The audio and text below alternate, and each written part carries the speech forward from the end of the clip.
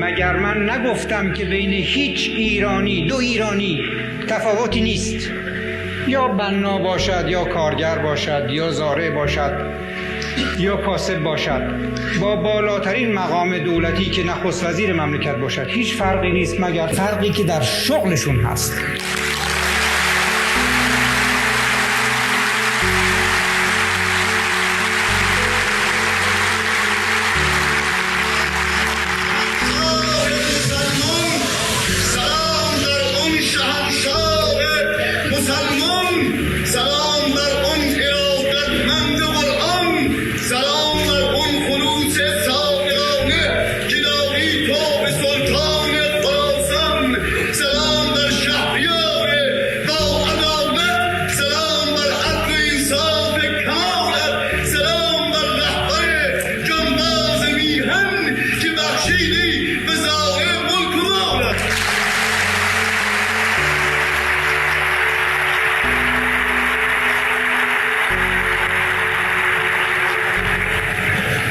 یکی این که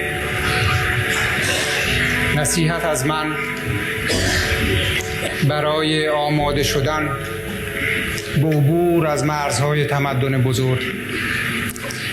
برای آماده شدن به این که در زمره ملل زنده و مترقی دنیا باشید، از کودکستان، دبستان، دبیرستان و دانشکده برید دنبال درس خواندن.